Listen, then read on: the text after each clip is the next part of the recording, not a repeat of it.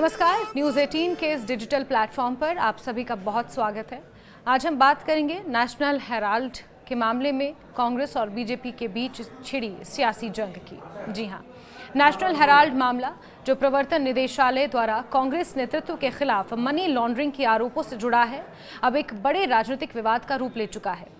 कांग्रेस ने इस मामले को राजनीतिक प्रतिशोध और लोकतंत्र को कुचलने का प्रयास करार देते हुए इसके खिलाफ अब व्यापक रणनीति तैयार की है। यह रणनीति न केवल कानूनी मोर्चे पर अपनी स्थिति मजबूत करने की कोशिश है, बल्कि ये रणनीति आगामी विधानसभा चुनावों से पहले जनता के बीच अपनी बात पहुंचाने और राजनीतिक माहौल बनाने का भी एक सुनियोजित प्रयास माना जा रहा है। इस वीडियो में आगे हम समझेंगे कांग्रेस की रणनीति, इसके विभिन्न पहलुओं और इसके संभावित प्रभावों के बारे में। कांग्रेस ने बीजेपी के खिलाफ एक बहुआयामी रणनीति अपनाई है। इस रणनीति की शुरुआत 21 से 24 अप्रैल तक हर राज्य में प्रेस कॉन्फ्रेंस आयोजित करने के साथ होगी, जिसमें पार्टी ईडी की कार्रवाई को राजनीति से प्रेरित बताएगी। इसके बाद 25 से 30 अप्रैल तक संविधान बचाओ रैलियों का आयोजन किया जाएगा, जो सोनिया गांधी और राहुल गांधी से जुड़े कोर्ट केस की सुनवाई की तारीख यानी कि 25 अप्रैल के साथ मेल खाता है। ये रैलियां केंद्र सरकार के खिलाफ जनता को एकजुट करने और संवैधानिक मूल्यों की रक्षा का संदेश देने का प्रयास होंगी। मई में ये अभियान और व्यापक होगा, जिसमें जिला, बूथ और लोकसभा स्तर पर संविधान बचाओ अभियान चलाया जाएगा। इसके साथ ही घर घर जनसंपर्क अभियान के माध्यम से कांग्रेस कार्यकर्ता आम जनता तक पहुंचेंगे और नेशनल हेराल्ड मामले को राजनीतिक बदले की भावना से प्रेरित बताएंगे।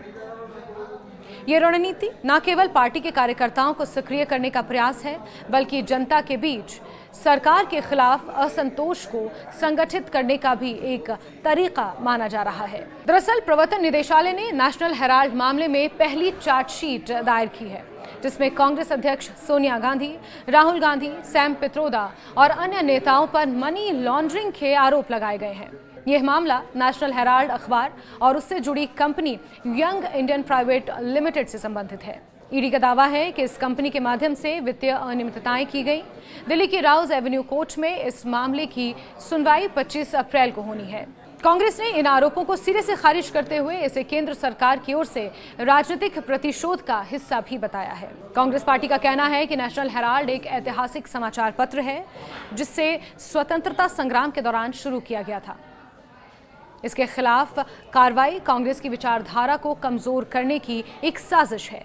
कांग्रेस अध्यक्ष मल्लिकार्जुन खड़गे ने इस मामले को लेकर केंद्र सरकार पर तीखा हमला भी बोला है। उन्होंने कहा कि अहमदाबाद अधिवेशन के तुरंत बाद ईडी की कार्रवाई कोई संयोग नहीं है। खड़गे ने रायपुर महाधिवेशन और लोकसभा चुनाव से पहले कांग्रेस के बैंक खाते बंद करने जैसे उदाहरणों का जिक्र करते हुए सरकार पर विपक्ष को कमजोर करने का आरोप भी लगाया। और वो केस में कुछ नहीं है, वो तो पेपर का केस है जो पंडित जवाहरलाल नेहरू जी ने 1937 में वो पेपर चलाए। तो उसके बाद में जब उसकी मासी हालत कम हो गई, तब उन्होंने थोड़े दिन बंद किए। फिर उसको चालू करने के लिए सोनिया गांधी जी ने पूरी कोशिश की, उसको डोनेशन ये और कर्जा लेके वो पेपर चलाए।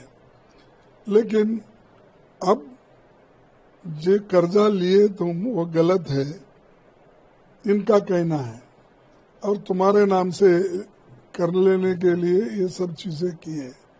उनका नाम कैसा होता, कंपनी में बहुत से मेंबर्स हैं, मैं भी मेंबर हूँ, दूसरे भी मेंबर्स हैं, श्याम बटोड़ा मेंबर है और अपने दूसरे और भी चार्टर्ड अकाउंटेंट्स भी मेंबर्स हैं। तो ये उनको डरा के रखने के लिए वो कोशिश कर रहा है। ये बीजेपी कानून छोड़ के काम कर रही है। ये इसके लिए हम डट के मुकाबला करेंगे और जो चीज गलत है उसको हम गलत साबित करके रहेंगे। उन्होंने ये भी कहा कि जनता ने लोकसभा चुनाव में कांग्रेस को मजबूत समर्थन देकर सरकार की मंशा को नाकाम कर दिया। इसके अलावा खड़गे ने वक्फ संशोधन बिल के खिलाफ विपक्ष को एकजुट करने और सुप्रीम कोर्ट द्वारा इस मामले में कांग्रेस के तर्कों को महत्व देने की बात पर भी जोर दिया। ये दर्शाता है कि कांग्रेस न केवल नेशनल हेराल्ड मामले को बल्कि अन्य मुद्दों को भी उठाकर सरकार को घेरने की पूरी तैयारी कर चुकी है। हिमाचल प्रदेश में इसको लेकर सियासी सरगर्मियां खासी तेज है। हिमाचल प्रदेश में इस मामले ने राजनीतिक माहौल को और गर्म कर दिया है। हिमाचल में विपक्ष ने नेशनल हेराल्ड को करोड़ों का फंड देने का आरोप हिमाचल सरकार पर लगाया है। राजस्थान के पूर्व मुख्यमंत्री अशोक गहलोत इसी सिलसिले में आज राजधानी शिमला भी पहुंच रहे हैं और इसको लेकर एक प्रेस कॉन्फ्रेंस की जाएगी, जिसमें यह दावा किया जा रहा है कि कांग्रेस जनता के सामने सच्चाई को रखेगी। कांग्रेस ने स्पष्ट किया है कि पूर्व की भाजपा सरकार ने अपनी पत्रिकाओं को इससे कहीं अधिक विज्ञापन दिए थे। इसके अलावा कांग्रेस की प्रदेश प्रभारी रजनी पाटिल के प्रस्तावित दौरे ने भी चर्चा को जन्म दिया है। उनके दौरे से ये उम्मीद की जा रही है कि हिमाचल प्रदेश कांग्रेस कमेटी का पुनर्गठन जल्द हो सकता है। ये कदम संगठन को मजबूत करने और आगामी चुनावों के लिए तैयार करने की दिशा में महत्वपूर्ण साबित हो सकता है। इस पूरे मामले को लेकर छिड़ी राजनीति के संभावित प्रभावों और निष्कर्ष पर भी बात करेंगे। कांग्रेस की रणनीति नेशनल हेराल्ड मामले को एक कानूनी विवाद से आगे बढ़ाकर इसे एक राष्ट्रीय राजनीतिक मुद्दे के रूप में स्थापित करने की कोशिश है। संविधान बचाओ अभियान और घर घर जनसंपर्क जैसे कदम जनता के बीच सरकार के खिलाफ नाराजगी को संगठित करने का एक प्रयास भी है। साथ ही यह रणनीति पार्टी कार्यकर्ताओं को सक्रिय करने और विपक्षी एकता को मजबूत करने का भी एक तरीका है। हालांकि इस रणनीति की सफलता इस बात पर निर्भर करेगी कि कांग्रेस जनता के बीच कितनी सहानुभूति और समर्थन जुटा पाती है। अगर ये अभियान जनता के बीच प्रभावी ढंग से अपनी बात पहुंचाने में सफल होता है तो ये न केवल कांग्रेस को मजबूत करेगा बल्कि आगामी विधानसभा चुनावों में विपक्ष की स्थिति को भी बेहतर कर सकता है।